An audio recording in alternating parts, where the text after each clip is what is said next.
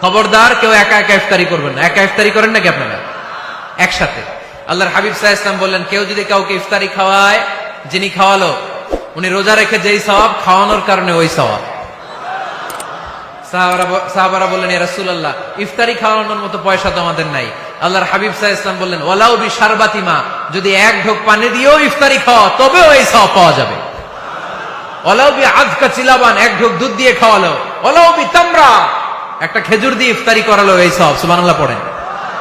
দুই ভাই ইফতারি করতে বসছেন, আপনার প্লেট থেকে একটা পেঁয়াজু আপনার ভাইয়ের প্লেটে দিলেন, আপনার ভাই একটা খেজুর আপনার প্লেটে দিল, দুইজনের ইফতারি খাওয়ানোর সওয়াব হয়ে গেছে।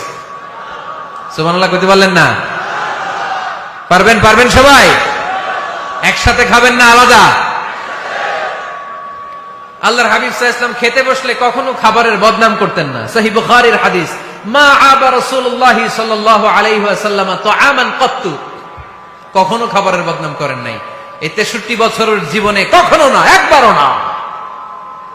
ইনিশতাহাহু আকালাহু, ভাল লাগলে খাইতেন, বেশি বেশি খাইতেন।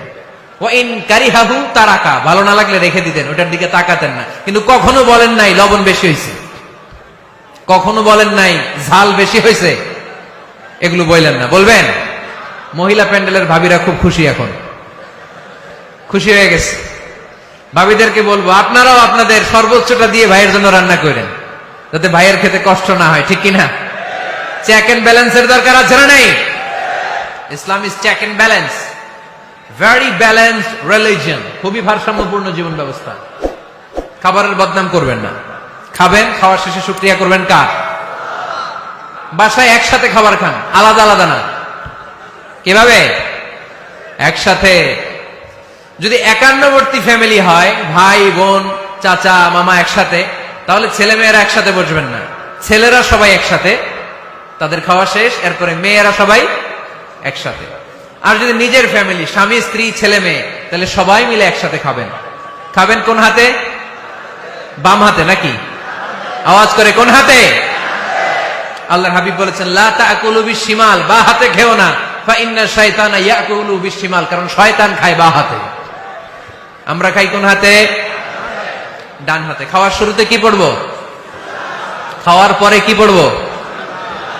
মনে থাকবে? বাচ্চারা উল্টা কাজ করতে পছন্দ করে বেশি। দেখবেন বাচ্চারা ডাইন পায়ের জুতা পরে বাম পায়ে, বাম পায়েরটা পরে। আমার মেয়ে সব সময় এটা করবে। আমি জুতা পরাই দিলে ঠিক, নিজে পড়লে বাম পায়েরটা দেয় ডান পায়ে, ডান পায়েরটা দেয় বাম পায়ে, আর গ্লাস ধরবে বাঁ হাতে, যতক্ষণ আমি না ঠিক করে দিব। এবং বিসমিল্লাহ বলতে ওরা ভুলে যায়, বারবার স্মরণ করিয়ে দিবেন, বারবার বারবার। এখন ওর মস্তিষ্ক নরম আর উর্বর, ভেরি ফার্টাইল ওদের মস্তিষ্ক। যেইটাই ঢুকাবেন, এখন সফটওয়্যার হিসেবে যেটা ইনস্টল করবেন, ওটা আজীবন থাকবে। চিল্লায় বলেন ঠিক কিনা? সিঙ্গাপুরে আমার প্রোগ্রাম, গত কোরবানির পরে 5 দিন টানা প্রোগ্রাম ছিল সিঙ্গাপুরে। এক ফ্যামিলি আসছে, অনেক বড় বিজনেসম্যান ওখানকার, এসে বলে, হুজুর ইউটিউবে আপনার ওয়াজ শুনে আল্লাহ আমাদেরকে হেদায়েত দিচ্ছে, কিন্তু ছেলে মেয়েগুলোর তো বানাইতে পারতেছি না, নামাজ পড়ে না, আপনি একটু পানি পড়া দেন। কি পড়া?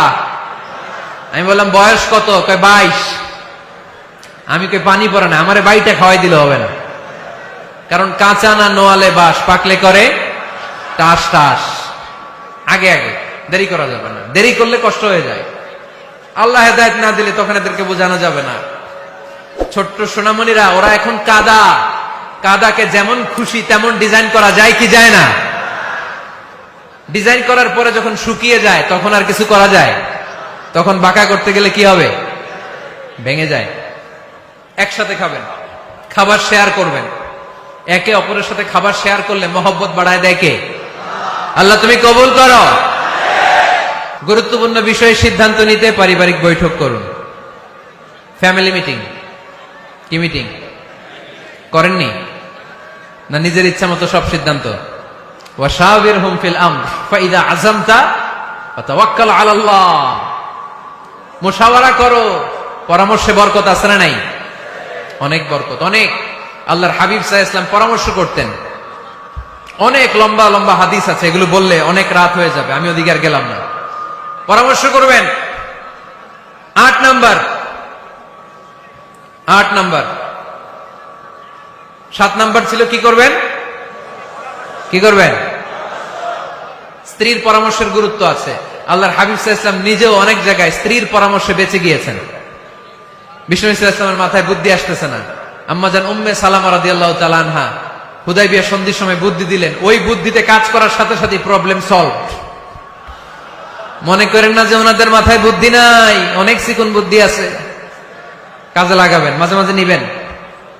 ছেলে মেয়েদের সাথে পরামর্শ করবেন যে বাবা আমি তো এটা ভাবতেছি, নতুন একটা জায়গা কিনতে চাই, একটা ফ্ল্যাট কিনবো, তোমাদের কি পরামর্শ, কেমন করলে ভালো